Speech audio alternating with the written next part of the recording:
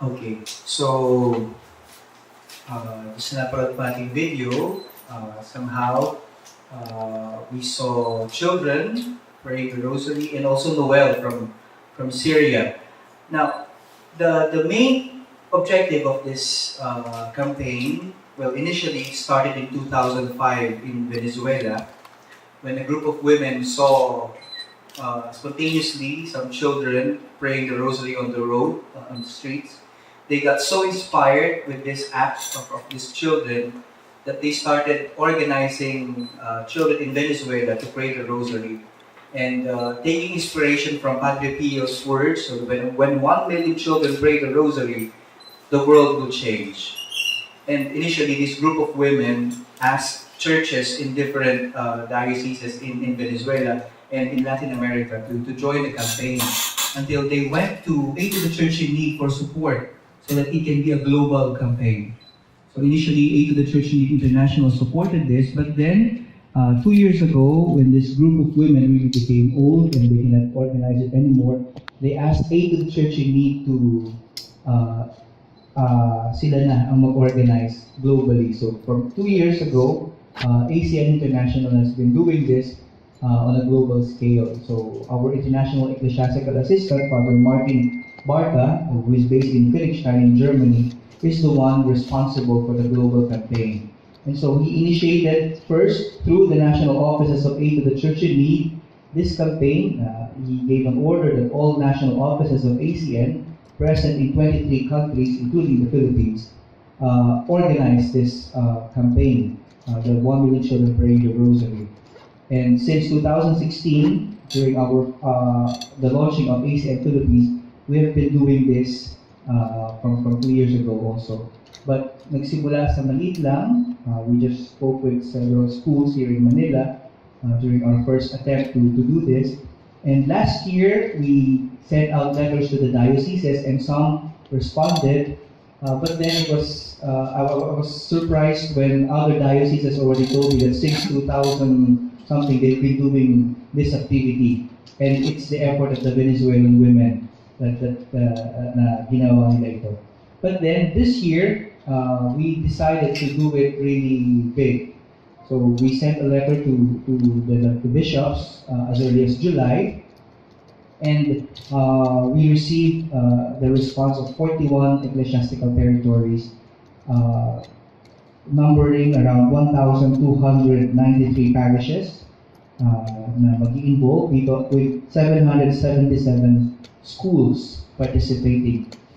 We also got the support of the Catholic Educational Association of the Philippines, and they will be the ones promoting this in our Catholic schools nationwide.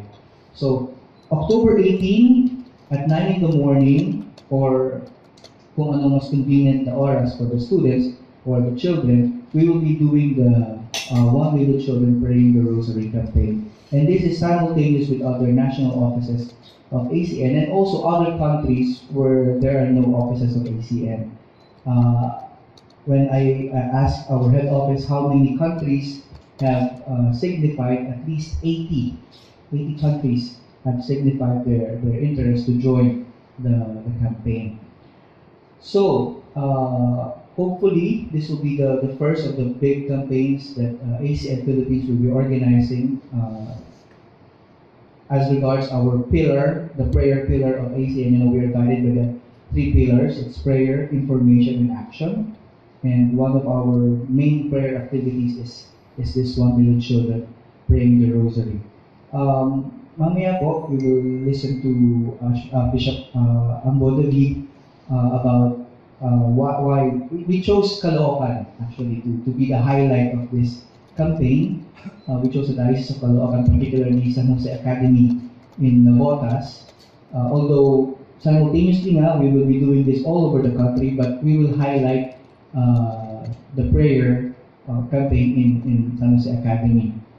We sent the sample program to all schools, to all parishes, to all dioceses, but then we have a very special program for San Jose Academy because we will be involving not only Filipino children, but also children from Syria, including Noel. You saw Noel on the video.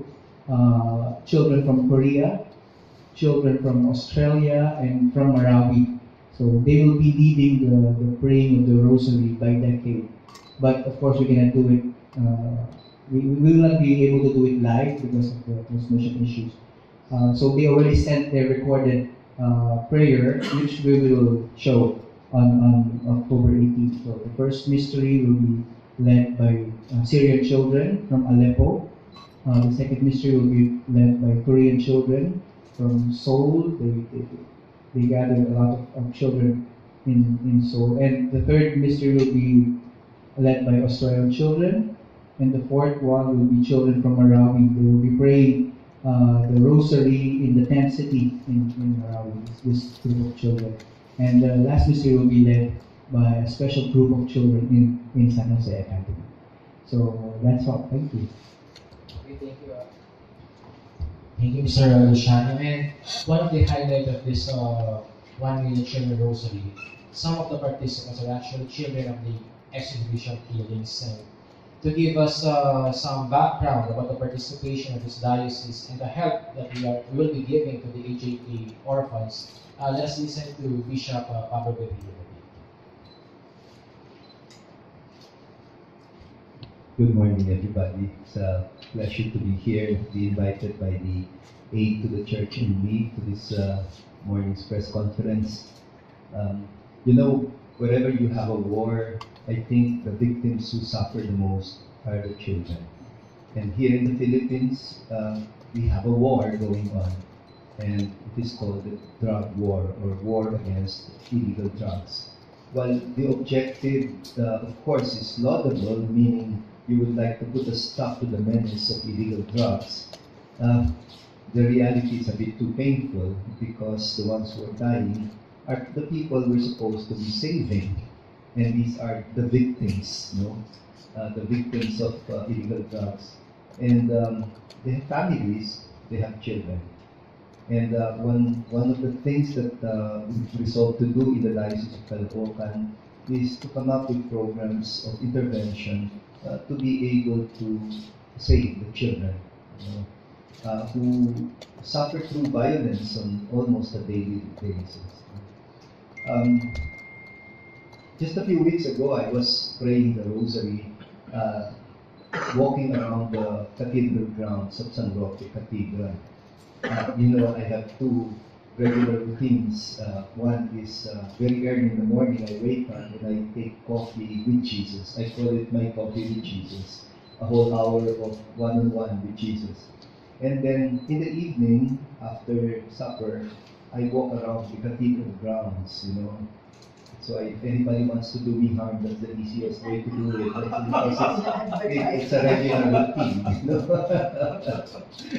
It's a regular routine. I walk around the cathedral, and every now and then, street children would come to me, sometimes asking for food.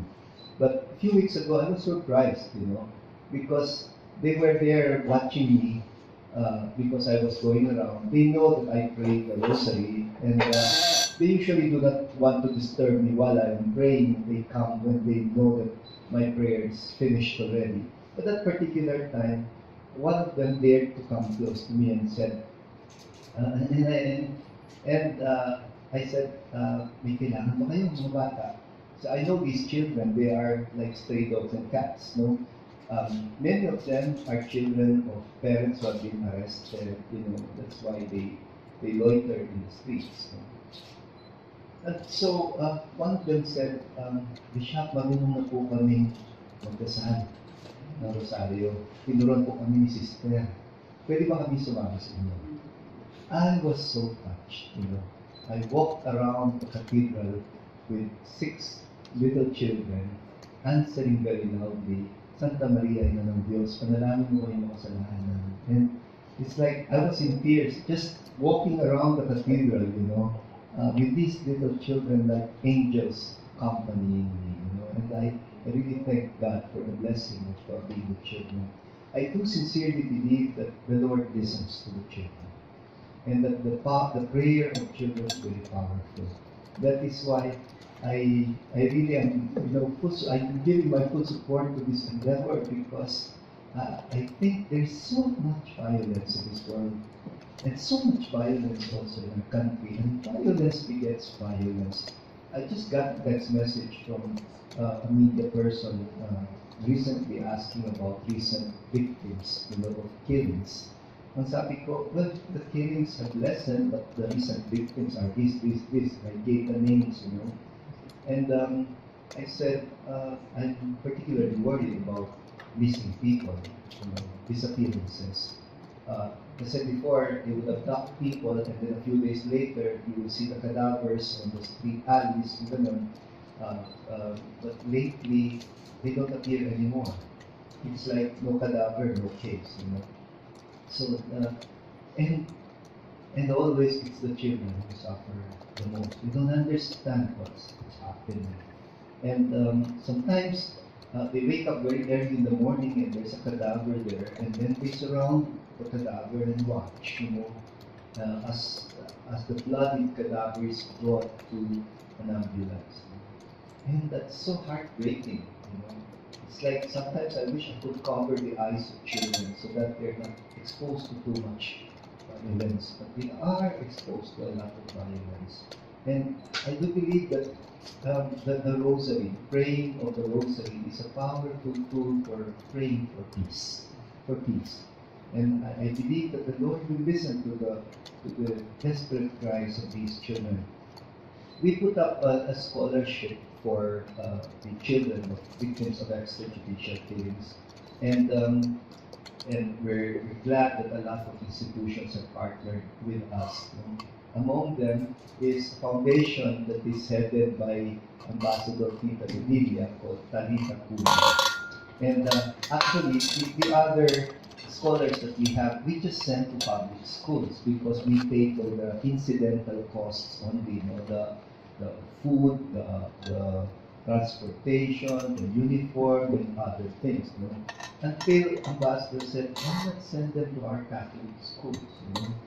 And I said, well, of course the tuition has to be taken care of also and other miscellaneous fees. And then the ambassador said, we can take care of that. And I was surprised that the families now have been talking to the parents, and you know what they're excited about? They're excited not just about the fact that their children are going to school, but that their children are praying. He said, nagdadasal ko yung mga anak namin, sila pa yung nagsabi, mag-rosaryo rin tayo. And I found that very touching. And it's like lumalakas daw ang loob nila kapag nagdadasal sila together. I remember I was exposed to the Rosary very young myself nung panahon ni Father Patrick Payton, at the family that prays together, stays together, and gabi-gabi, my mother would gather us, and then we would pray the Rosary together. That's how I was brought up. And even as a small kid, I remember the cadence of the Rosary, the repetitiveness, and all of that. It's so calming. Parang almost may hypnotic effect siya. Parang ganun ba, no? It's like, after that, parang all the aggressiveness is gone. Parang ganun, no? Kaya the Rosary is really a powerful tool for peace. I remember many years ago, there was a ship in the Visayas that sank. Yeah, I don't know if you remember that. I cannot recall anong pangalan ng ship, Don Juan or something, no? And then among the survivors were sisters who did not even know how to swim.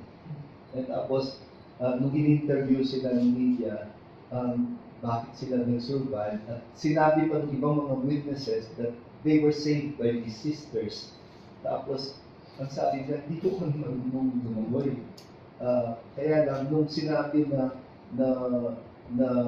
yung barko ay lulubog, nagdulong namin yung mga tao. They were all in a state of panic, kami mo, nag-rosaryo kami, dun sa bili, parang handa na kami mamatay. Tapos may mga tao lumapit, sister, save nyo kami. Tapos, halika, mag-rosaryo tayo. Nag-rosaryo daw sila. Saka uulit nila ng Hail Mary, Holy Mary. They calmed down. And as they calmed down, they started to hear the instructions kung nasaan ang mga salbabida. all the others were in a state of panic. They were just not listening anymore. So it was these people who prayed the rosary, who calmed down, who became peaceful, who had the clarity of mind to get the salvavida and to give the salvavidas to people who were like chickens running around. No? Yun pala yung power ng rosary. And I wish that the children would also learn prayer this way. And I do believe na itong mangyayari kasi San Jose de la Botas in particular as parang something's changing even about the faculty and the administration when they started adopting these children victims of extrajudicial killings and giving them really time, pati yung counseling and all, parang nagkaroon ng mission, sense of mission yung buong school community. And now they're dreaming of putting up a mission center that will really house itong mga children ng victims of extrajudicial killings. Hindi pa tapos na ang pagkabiktima nila when their parents are killed. Like one recent victim, the mother, a member pa siya ng aming widow support group. Pinatay na yung ama a year ago, pinatay pa yung ina. So, complete orphans na yung dalawang bata. Tapos, so itong dalawang bata, I don't know if you were there at the PCNE. Doon kasi sa Philippine Conference for New Evangelization, I shared the story. And in response, the whole congregation there, nag-special collection only for those two children that were orphaned. Naka-raise kami ng mga 350,000 pesos. Ginawa namin special fund for just the two children so that they can be educated all the way to college na, hopefully, recently, yung isang bata, nag-drunk sa school. Tapos, kami na tanong, bakit? Yung pala binubuli siya. Dahil daw, sinasabi, anak ng adik yan, anak ng adik. That's why they need more than just, tuition fee or money for school. They need guardianship, they need guidance, they need the presence of the church. Parang sana, if they lose their families, sana the church will become a new family for them. Parang itong San Jose de la Botas Academy is beginning to discover that sense of mission, that to be that new family for these children. And like I told you, the parents are excited that their children are learning to pray, and they're going to be that little group of children who will lead the whole world in this global prayer. Parang kung saan I like what the Aid to the Church in Me is doing. We come from different countries around the world, countries that are wounded and scarred by violence, so much violence, countries that are all dreaming of peace. And one of those would be our place in San Jose de la Botas. So I hope and pray that the voices of the children will be loudly heard by the heavens, and that the angels of the Lord will really be, keep a close watch of these children so that they are given a chance to have a future in spite of what we have been through. Salamat. Thank you, Bishop Mondo. And since we are celebrating and observe the month of the Holy Rosary, we will have to know the importance and the significance of praying the Rosary, but this time in solidarity with the persecuted Christians around the world. And let us listen to Ambassador Virgilio.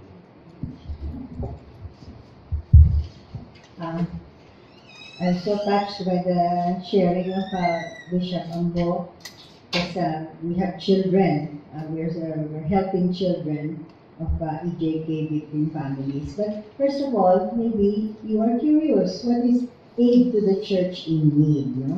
ACN, Aid to the Church in Need, is a charity arm of the Holy Father. It's a pontifical foundation, to help Christians who are persecuted, who are oppressed, who are killed, who are in need, worldwide.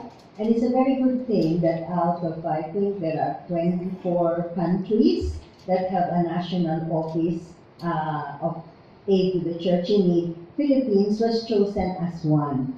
Siguro because we share, as Bishop said, hindi lang naman ang ibang tao ang mayroong problema ng mga bata who suffer because of conflicts, because of war. Tayo din, we have that. So knowing that this is a worldwide thing, perhaps will help us also bear the pain of having our children in that state of calamity all the time, whether man-made or natural. Present sa atin yung lagi, we're in a state of calamity. That's why we are very happy that the aid to the church in need is also conscious that in the Philippines, we have children and we have many Christians who need help. Physically and materially, but most of all, spiritually. At saka yung palakasin yung loob that many people share the same problems, and not only that, many people also share in trying to alleviate those problems. Bishop spoke of this new foundation that we have, Talita Kumi. It is really, tuwa ako kasi doon that phrase in the Bible when Jesus raised the dead girl, anak nung synagogue official si Jairus, patay na binuhay niya at ang sabi niya, in our dialect, Ineng, sinasabi ko sa iyo, magbangon ka. And this effort of ACN is also helping those walking dead children to rise and have life. No? And the Rosary is the best way. Paano sabi ni Bishop kanina, because we are also raised in that atmosphere, in that ambience, the family that prays together, stays together. Meron pang isa pang ni Father Peyton a world that prayer is a world that peace.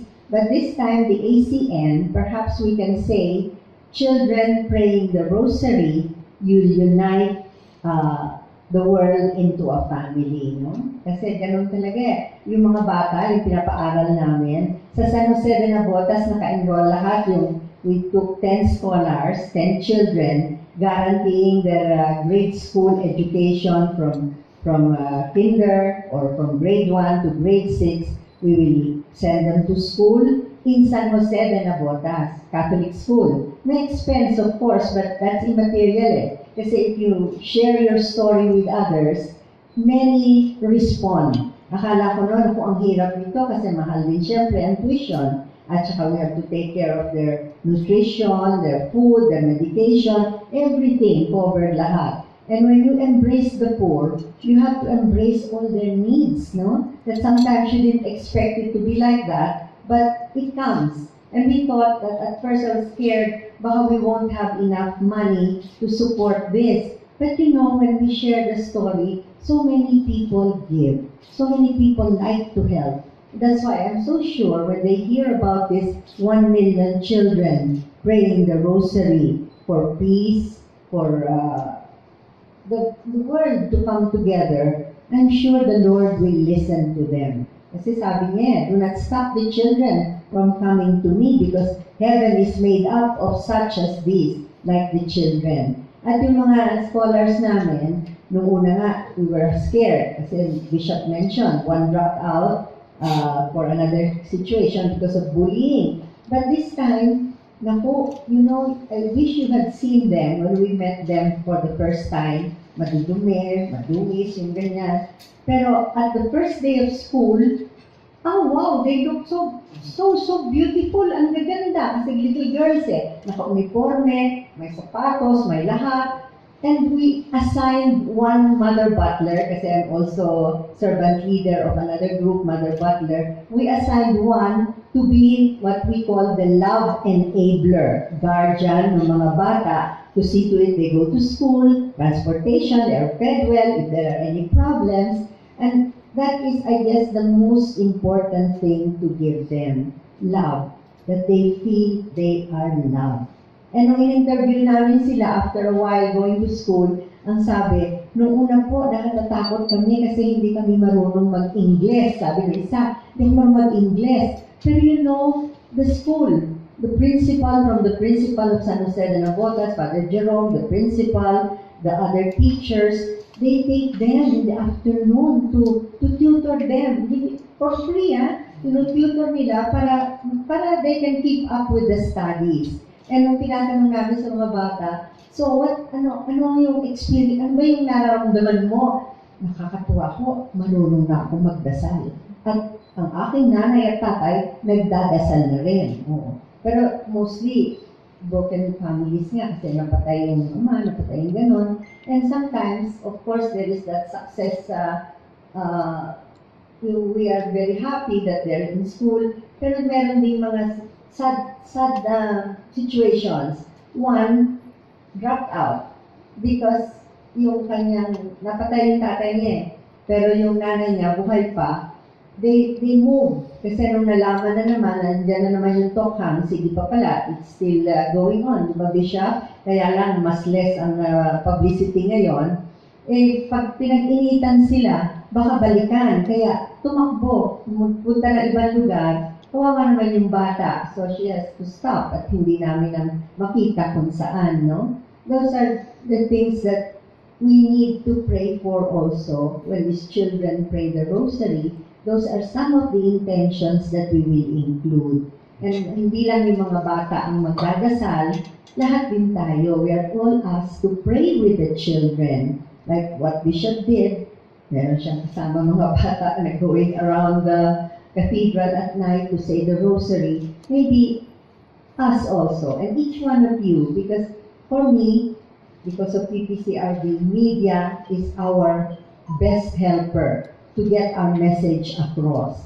Maybe with you helping, you praying the Rosary and you promoting these children praying the Rosary, we can get more coverage. No? We can encourage more families to have their children pray the Rosary too, because the Rosary is a very important, a very powerful prayer.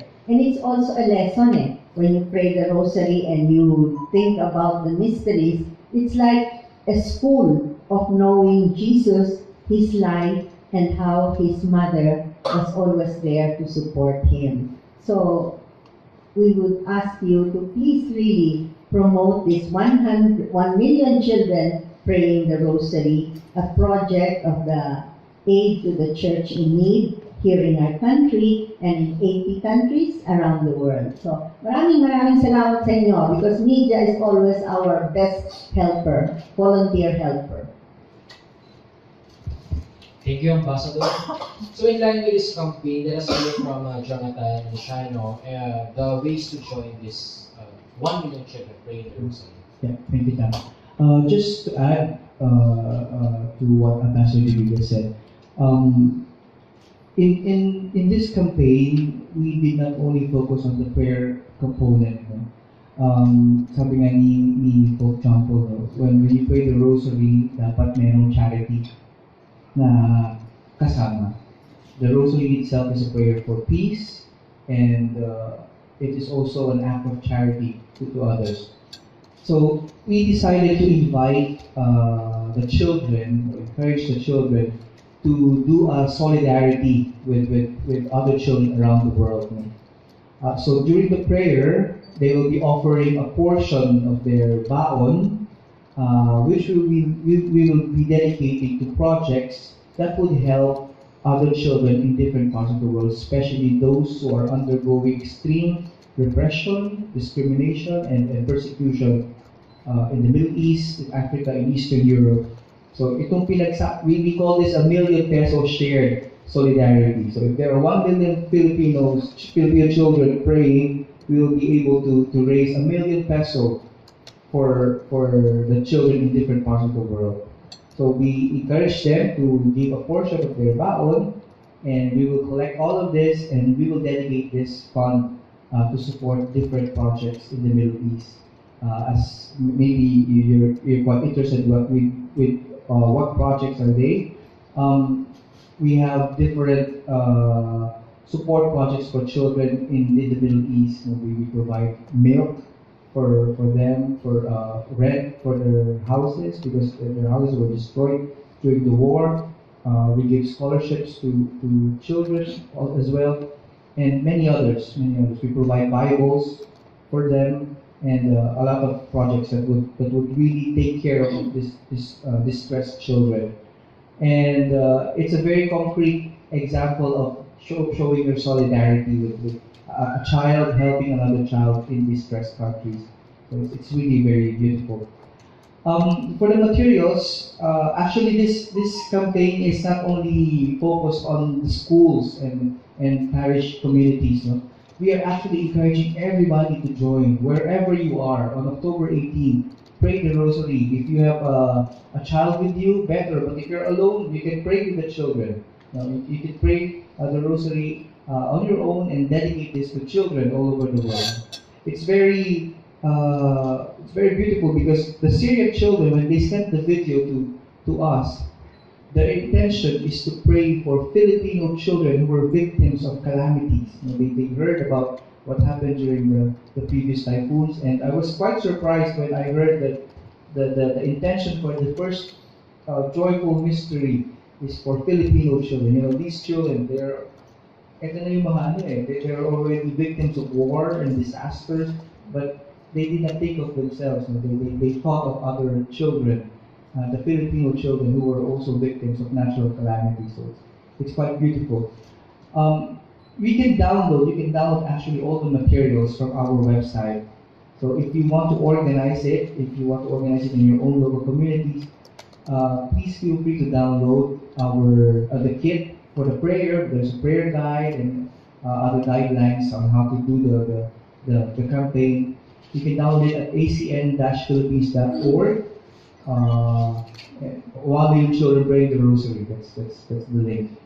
And we also sent this to other dioceses who were not able to confirm their participation, so they can still download the material. So on October 18, wherever you are, at 9 o'clock in the morning or in any other time most convenient to you, please join the praying of the Rosary.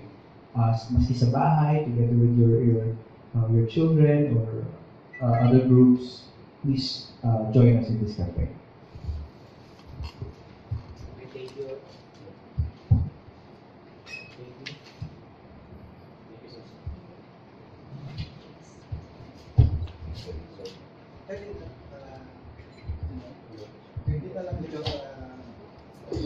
Thank you, Sir Jomar. So, by the way, we will be distributing some press kits here before you go. We'll be distributing it now. And we now open the floor for the open forum. Just state your name and your affiliation.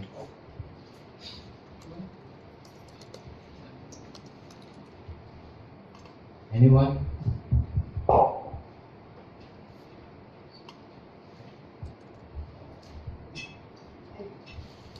Yes, ma'am. Lang para malaman din nila. Akala naman ng ninyo na ang tinutulungan lang natin ang mga tao sa Syria, sa Iran, sa Iraq. Please know that the Aid to the Church in Need had also many projects to help people in need.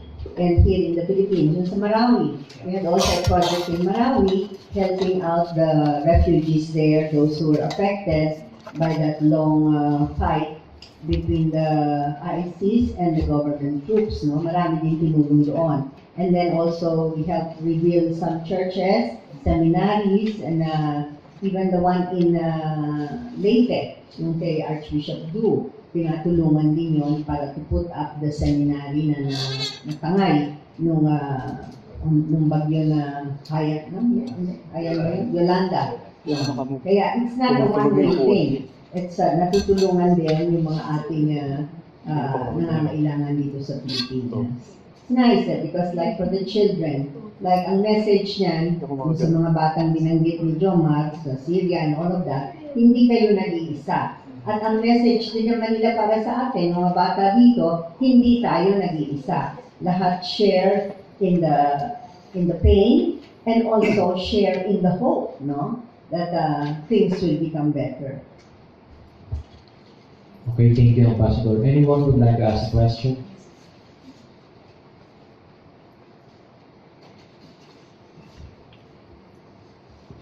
Henrietta po from Radio Veritas. Bishop, nasa ngayon po, ilan po kaya yung mga numbers ng mga children natin na pinagkakalooban po ng scholarship. And sa ACN naman po, ilan po kaya yung mga children's din na makikibahagi po doon sa prayer na sa Thursday po sa academy. Ngayon kasalukuyan, nasa 35 na lang yung aming mga children. Kasi nasa gitna na tayo ng school year. So we expect that by the end of this school year, may bagong mga applicants kami for our scholarship program.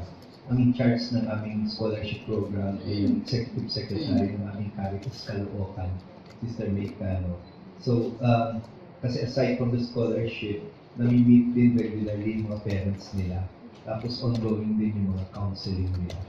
Yeah. Kasi kailangan nila ng debriefing kasi many of them are traumatized. About this actual number, unfortunately we don't have the actual number kasi mahirap yun eh. We only have the number of confirmed schools and parishes. Now with regards to the actual population of the schools, actually we are inviting only from grade 3 until grade 6 for children to pray. But in other schools, they told me that the whole school will be doing the prayer. But initially, we only asked for the children of grade 3 to grade 6. Now, hindi namin masasagot, pero we hope to get a lot of children, of course, to participate. I don't think it's a one-time thing only na lahat sa 18th lang of October, no? It will be an ongoing campaign to bring it to the consciousness of the children and their parents and their teachers that they pray for other children in a depressed situation. It's not, ang highlight lang on October 18, but it's going to be an ongoing campaign.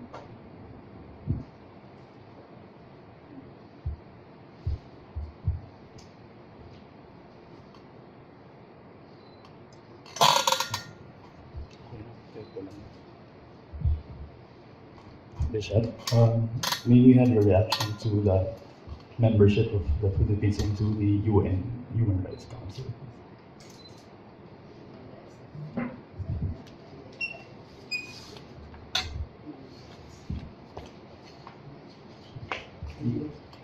Yeah. Well, of course, that's a happy development, Kasi, after the restoration of democracy in the Philippines, after long years of experience of dictatorship, I think tumaas ang kamalayan ng mga Pilipino tungkol sa pangangalaga ng mga karapatang pantao. And we became a kind of a good example sana in the world, And we're not about to give that up. And I do hope that our representation in the UN Human Rights Council is going to be a very positive thing. Then that means we'll have to start right at home. Alam ko na lately, medyo isang nalungkot, para bang the word human rights is not so appreciated, Kasi ang human rights and human lives cannot be separated from each other. Ang pangangalaga, ang pinaka-basic na human right ng tao is the right to life. And you'll always expect the church to be at the forefront of the advocacy for the protection of the human rights of people.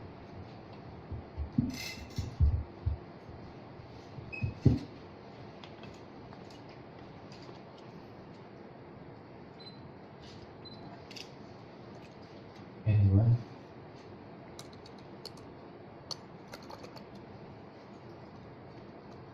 Okay. So, if you have no more questions, any final words from our panelists?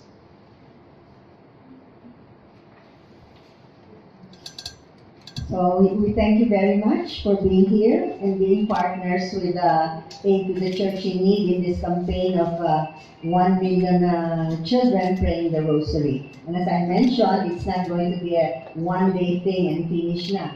It's going to be an ongoing campaign to make it sink into the consciousness of children that they are a very important part of society and a very important very important persons in the church.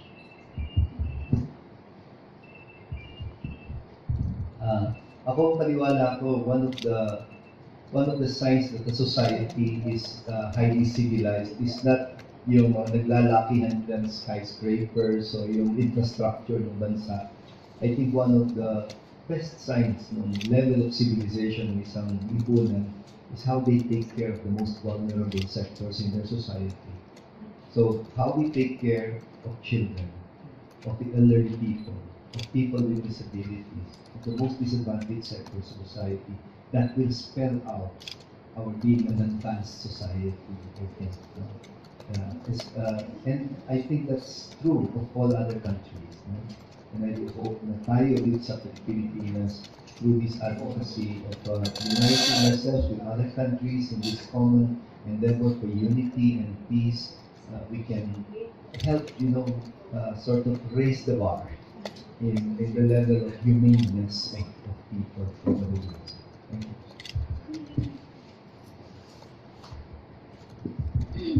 Taking inspiration from Padre Pio's quotation, when a million children pray the rosary, the world will change. I don't think he's joking when he said that. I think he's quite serious. And I think we have to take that seriously as well. We have to start teaching our kids how to pray again. Nakakalungkot kasi sa ibang mga, sa ating lipunan ngayon, parang naisasantabi ang kahalagahan ng pagdarasal, especially sa mga bata. Our kids are very much distracted with many other things, gadgets, media, etc. So parang yung prayer, it becomes irrelevant for them. So we have to go back.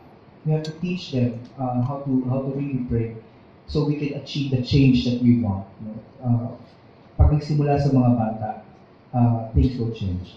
So I hope that we can get your support. Ambassador Virgilio asked for your support. I'm asking it again for the promotion of this campaign. I hope to see you. We hope to see you on October 18 at San Jose de Navotas Academy. Please feel free to cover it.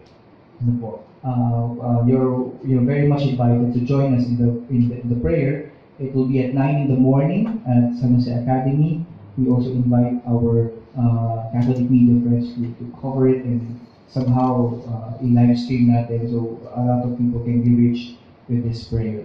So thank you once again for coming, and yeah, God bless you all. Okay, thank you to our panelists.